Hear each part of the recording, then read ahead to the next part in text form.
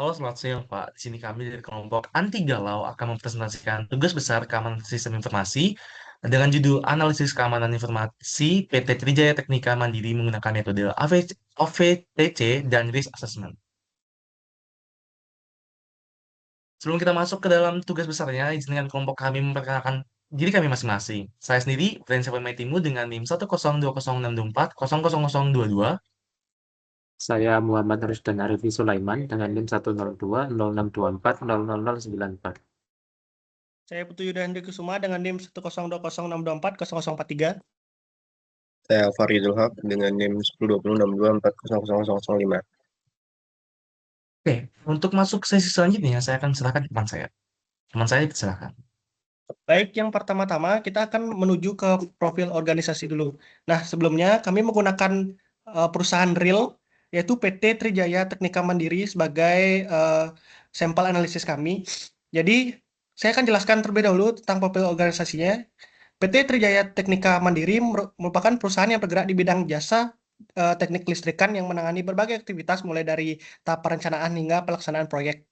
Dalam operasionalnya terdapat beberapa pihak yang mengelola data dan dokumen proyek sesuai dengan tugasnya masing-masing. Di mana aktivitas utamanya berupa instalasi listrik, perencanaan jaringan listrik, pembuatan panel distribusi, dan sertifikasi kelayakan operasi. Selain itu, ada pengguna sistem yaitu direktur, manajemen teknis, admin keuangan, drafter, dan teknisi lapangan. Selanjutnya, kita akan menuju latar belakang kenapa kami memilih PT Trijaya Teknika Mandiri ini. Jadi, PT Trijaya Teknika Mandiri ini masih menggunakan beberapa perangkat lunak dan metode penyimpanan data yang belum didukung oleh kontrol keamanan yang memadai. Kondisi ini meningkatkan risiko kehilangan data serangan malware maupun gangguan operasional perusahaan. Oleh karena itu, diperlukan analisis keamanan informasi untuk mengidentifikasi risiko yang ada serta menentukan langkah mitigasi yang sesuai.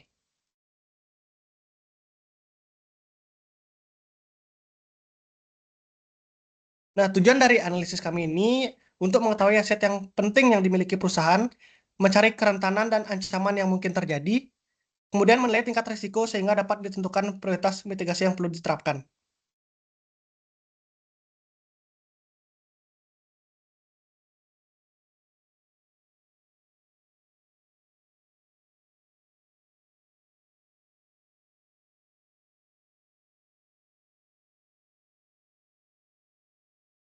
Dan mic-mu belum nyala, Dan.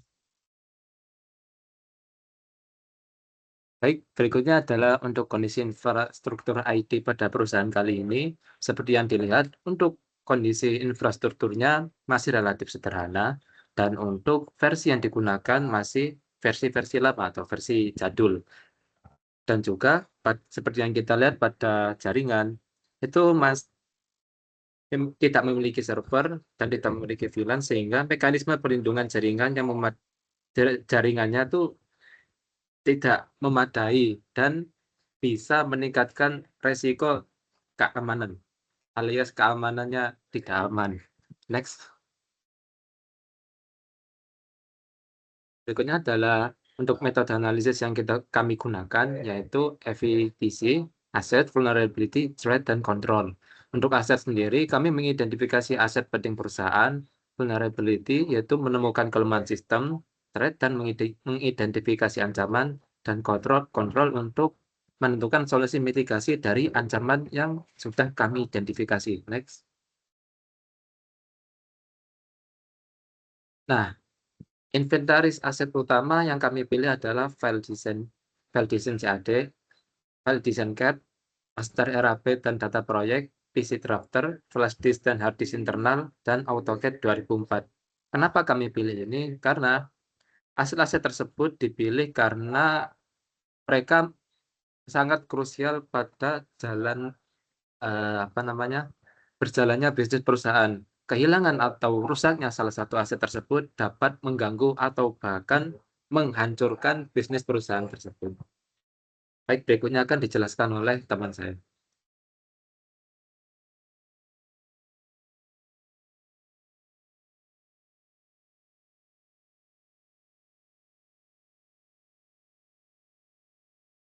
Mic-nya. Oke, kita masuk ke analisis FVTC.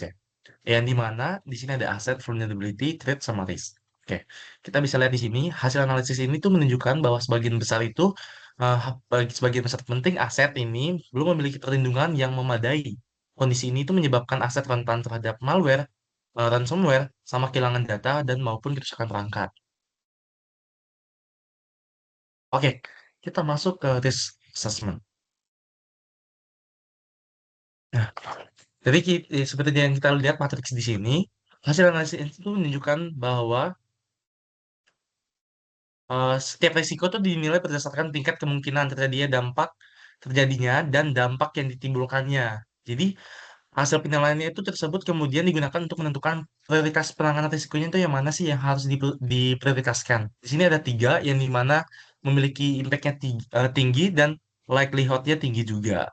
Itu ada R01, R02, sampai R03. Yang dimana R01 itu serangan ransomware kepada file CAD, yang dua itu infeksi infeksi malware, dan yang ketiga itu flash disk hilang. Oke, kita masuk ke heat map risiko atau risiko utama yang ditemukan.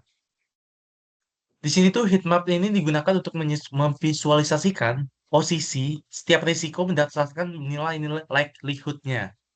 Dan impact semakin mendekati area merah, maka risiko tersebut semakin membutuhkan penanganan segera. Nah, hasil dari heat map ini menunjukkan bahwa sebagian besar risiko berada pada kategori high dan critical.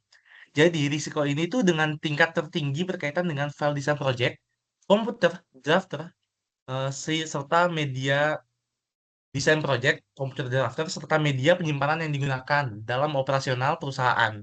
Jadi temuan ini tuh menunjukkan bahwa perlindungan terhadap data proyek menjadi prioritas utama dalam upaya peningkatan keamanan informasi. Oke, di sini ada kontrol keamanan.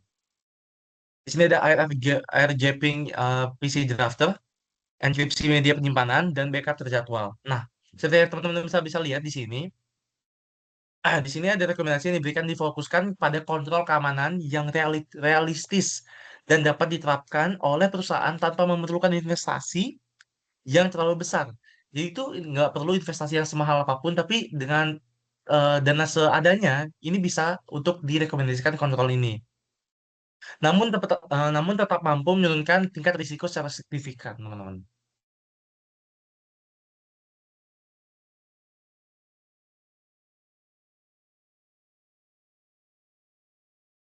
Oke, langsung masuk ke rekomendasi tambahan. Selain tiga kontrol utama, tadi kami juga memberikan beberapa rekomendasi tambahan yang sifatnya operasional dan administratif untuk memperkuat postur keamanan.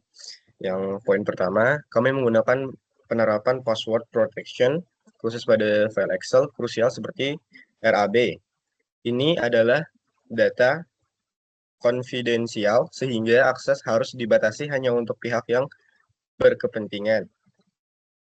Yang poin kedua dan ketiga berkaitan dengan kontrol akses. Perlu adanya pembuatan akun user Windows yang spesifik untuk setiap karyawan dan membatasi hak akses komputer tersebut. Prinsip least privilege harus diterapkan di sisi ini. Jangan sampai semua user menggunakan akun administrator. Dan yang keempat yaitu migrasi bertahap dari software legacy. Perlu direncanakan migrasi bertahap dari software legacy perangkat lunak yang sudah usang, biasanya tidak lagi menerima patch keamanan, sehingga menjadi celah kerentanan yang sangat mudah dieksploitasi oleh attacker atau hacker. Selanjutnya, next. Oke, sebagai kesimpulan dari analisis keamanan ini dapat ditarik benang merah bahwa postur keamanan di sistem PT Trijaya Teknika Mandiri saat ini memiliki tingkat kerentanan keamanan yang tinggi. Dari hasil audit kami menemukan bahwa penyebab utama dari kerentanan ini berpusat pada 4 hal. Yang pertama, software lama. Yang kedua, tidak ada backup terstruktur. Yang ketiga, tidak ada kontrol akses. Dan yang terakhir, tidak ada ketergantungan flash disk. Oleh karena itu, solusi yang kami berikan berfokus pada 3 pilar utama. Yang pertama itu ada penerapan peraturan keamanan dasar. Yang kedua, pembuatan dan penegakan kebijakan backup yang disiplin. Yang terakhir ada pengendalian akses. Oke, itu saja. Oke, mungkin cukup sekian presentasi tugas besar keamanan sistem informasi ini. Jika ada salah kata atau tindakan, kami meminta maaf. Selamat siang.